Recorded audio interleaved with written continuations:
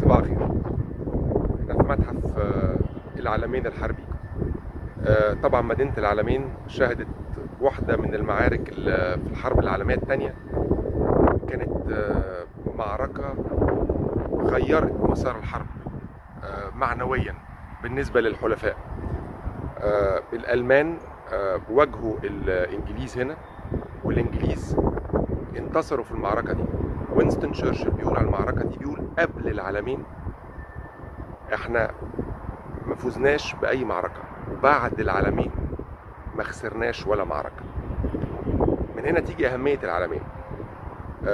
الحرب العالمية الثانية بالنسبة لأوروبا حدث عظيم، وبيحتفلوا كل سنة وبيتذكروا موتاهم وبيتذكروا الخسائر اللي خسروها، وبيجوا هنا، بيجوا في العلمين. فالمتحف ده مهم جدا، وبالذات مع تطور مدينة العلمين، وهتبقى إن شاء الله هتجذب السياح. فمهم جدا جدا المتحف ده يتطور ويبقى أحسن وأكبر، علشان نوصل للأجانب اللي هيجوا الرسائل اللي احنا عايزين نوصلها لهم. وأول رسالة وأهم واحدة، وهقولها في آخر الفيديو، هتكلم عنها باستفاضة شوية، هي الألغام. ده منظر كده للمتحف من بره، دبابات ومدرعات ومدافع وهياكل طيارات. ده اللي ورايا ده مدفع هاوتزر. المدفع الهاوتزر ده مدفع في منه ألماني ومنه روسي ومنه أمريكاني. ده لما بيضرب ما بيضربش خط مستقيم، بيضرب بكيرف كده عشان تنزل القذيفة خلف ساتر. التكنيك بتاعه كده يعني. دي بقايا طائرة إنجليزية اسمها سبيت فاير. سبيت فاير دي باثقة النيران، أشهر طيارة في الحرب العالمية الثانية، بس ما هياش أسرع ولا أعظم طيارة. يعني الإنجليز كان عندهم الهاريكين كانت أقوى، وكان في البي اف، وكان في الفولف مش فاكر كام، بس الألماني كانوا أقوى كتير. بس دي خدت شهرتها من ذا باتل أوف إنجلاند، لما الألمان كانوا بيجهزوا للغزو بتاع إنجلترا، وكانوا بيحاولوا يسيطروا على السماء الإنجليزي. فحصل حروب لمدة أشهر، معارك بين الألمان، الرويال اير فورس الإنجليزي واللوفتوافه الألماني، وانتهت إنه الإنجليز ما خلوش الألمان يسيطروا على الجو. فشل الغزو الألماني، تجهيز الغزو الألماني لإنجلترا. في ظهري طيارة كيتي هوك تاخد طيار. دي اكتشفت في الصحراء سنة 2012، ودخلت الورش وتم يعني عمل عليها ترميمات، وموجودة هنا في المتحف. اسمها كيتي هوك. دي الساحة الخارجية للمتحف، وده نصب تذكاري. دي جداريات داير ما يدور كده، مونتجومري وجداريات عن الحرب ورومل. في ظهري جدارية عليها رومل، إروين رومل، ثعلب الصحراء. رومل من القادة الأفزاز، استراتيجيا جبار، يعتبر من أعظم القادة العسكريين في العصر الحديث. خططه في العلمين وفي شمال أفريقيا تدرس، إن كان خطط هجوم أو انسحاب. رومل خسر معركة العلمين بسبب نقص البترول، بسبب سيطرة القوات الملكية البريطانية على الجو، وبسبب ضعف القوات الإيطالية اللي كانت معاه، كانت عالة عليه أكتر ما كانت مساعدة ليه. رومل غير إنه كان قائد فذ استراتيجيا، كان قائد بمعنى كلمة، يعني كان قائد موجود دايما في الميدان، ما بيسيبش جنوده. ولما يبقى موجود كفاءتهم القتالية بتزيد، بيدب فيهم حماسة بتخليهم يعني ياكلوا الحديد زي ما بيقولوا.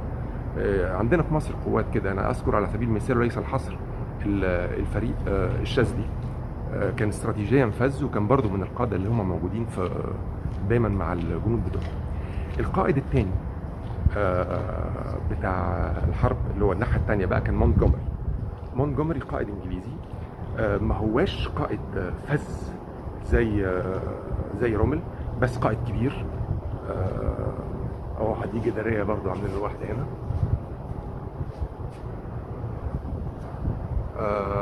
مونتجومري كسب الحرب وبقى بطل. رومل اجبر على الانتحار مش بسبب المعركه دي.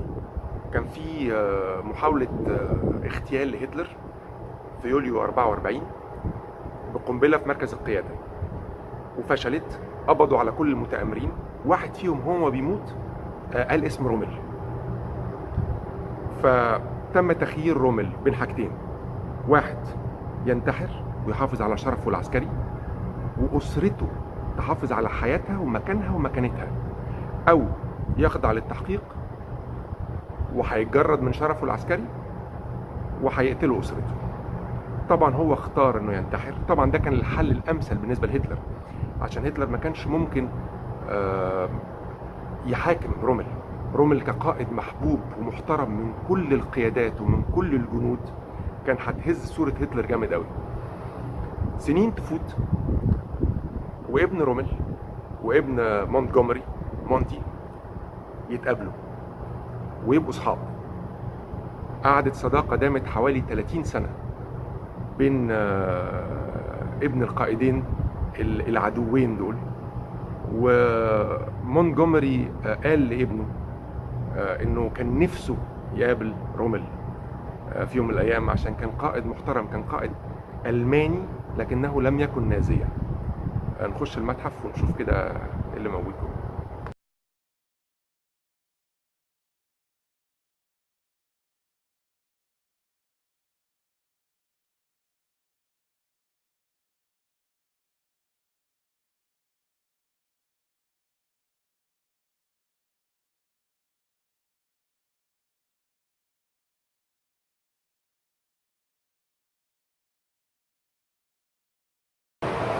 نيوزيلندا واستراليا العالمين بتوعهم اهو.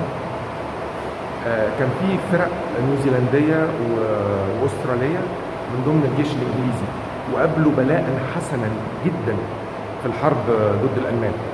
يعني كانوا برضو من الاسباب اللي الالمان اللي خسروا منها الحرب كانت القوات النيوزيلنديه والاستراليه. ده لبس عسكري فرنساوي.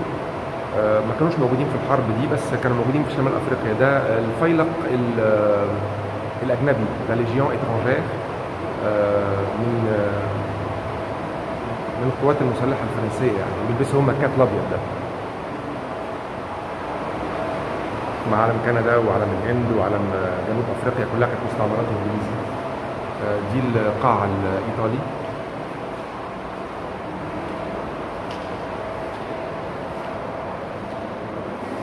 موسوليني. اسلحه بقى رشاشه وبنادق.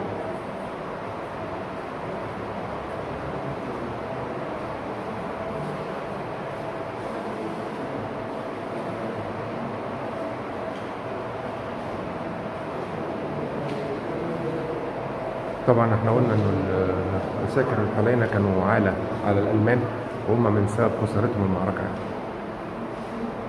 عساكر غير مدربين.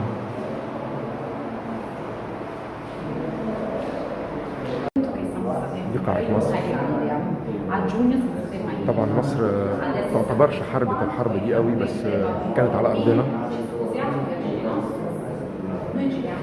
احنا ما كناش مستعمرة بريطانية، احنا كنا تحت الحماية البريطانية. دي الاعلام بتاعت مصر على مدار التاريخ. في ناس كتيرة كتبت تقول لك ليه تعملوا اجانب، ليه عاملين قاعة عن مصر ومصر ما كانتش جزء من المعركة. المعركة كانت على ارضنا، وده اقل حاجة يعني نعمل قاعة لبلدنا نعرض فيها ملابس القوات المسلحة بتاعتنا.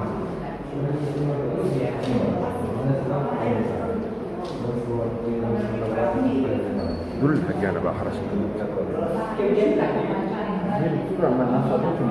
انا فاكر وانا وصغير في العرض بتاع النصر بتاع اكتوبر كنت بستنى سلاحين.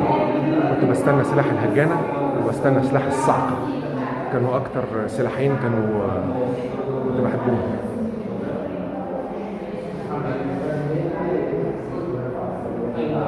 ده مدفع هوا، ده المدفع ده اللي هو بنشوفه في كل الافلام بتاعت الحرب العالميه الثانيه، اللي بيحط دي القاع الالماني.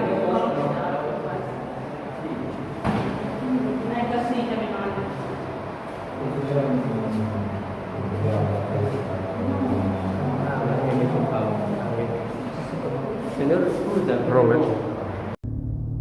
خلصنا المتحف. زي ما قلت في اول الفيديو، عايز اتكلم. المتحف ده مهم جدا، ومع تطور مدينة العالمين ومع كونها هتبقى بؤر الضوء على الخريطة بتاعت بلدنا، المتحف ده اهميته هتزيد. لازم نوصل رسالة، واهم رسالة موضوع الالغام.